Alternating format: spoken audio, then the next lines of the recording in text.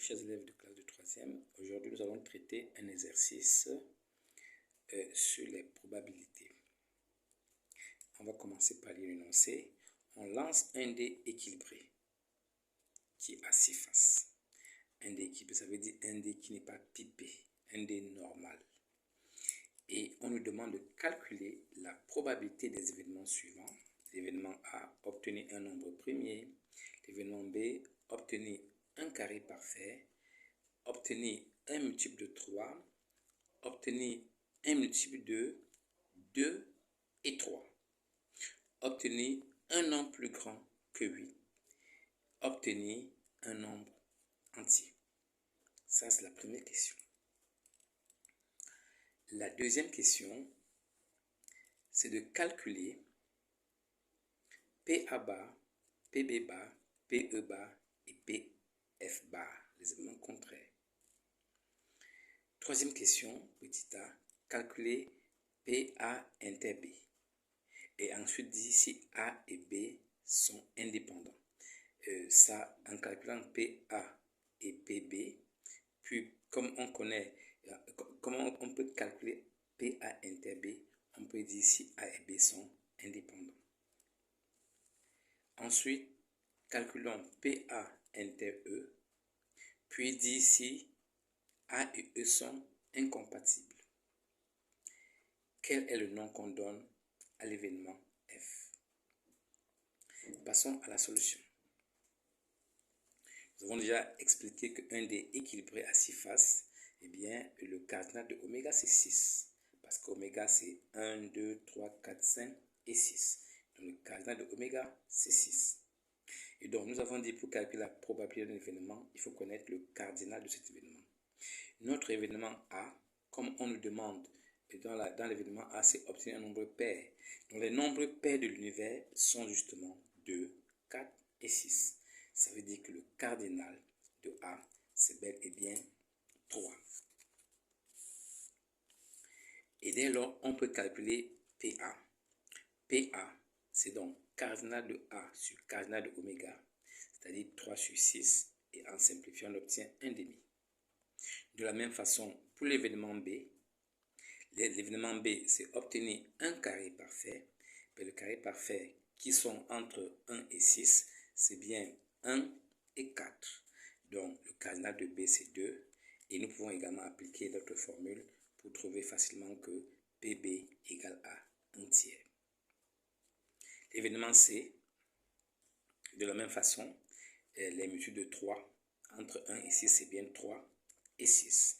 Donc, le cardinal de C, c'est aussi 2. Et d'où PC, on peut calculer aisément et trouver que ça donne 1 tiers.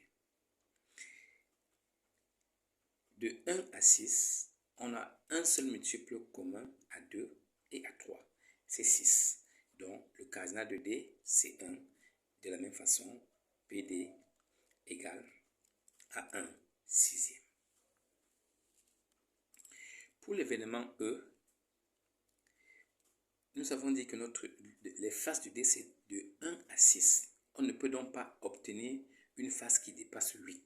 C'est un événement impossible.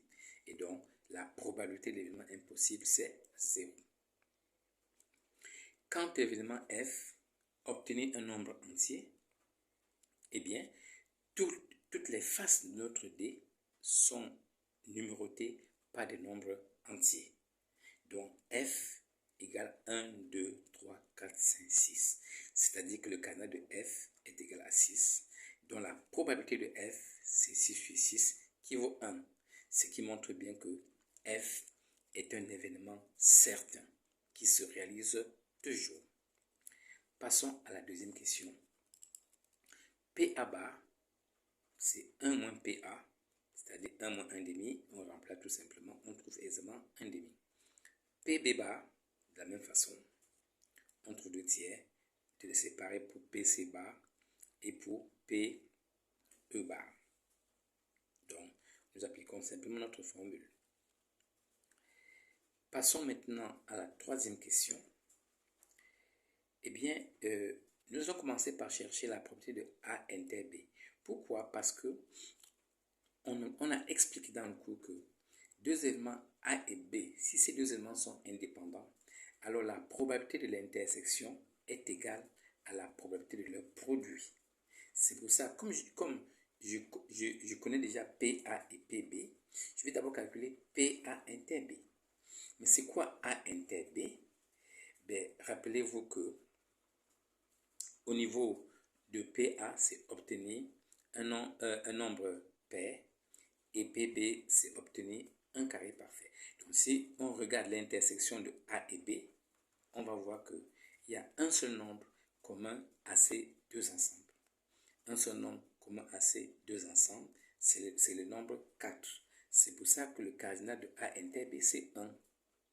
Et on connaît le cardinal de l'univers qui est 6. Donc, cette probabilité, c'est bien 1 sixième. Maintenant, calculons PA fois PB. PA, on l'a calculé, on a trouvé 1 demi. Et PB, on a trouvé 1 tiers. Et le produit donc de 1 demi par 1 tiers nous donne 1 sixième. Et 1 sixième est exactement le résultat de PA inter B. Donc, comme PA inter B égale à PA fois PB, nous pouvons conclure que A et B sont deux événements indépendants. A et B sont deux événements indépendants. De la même façon, pour la quatrième question, on va commencer par calculer PA inter E. Eh bien, PA inter E, c'est l'ensemble vide.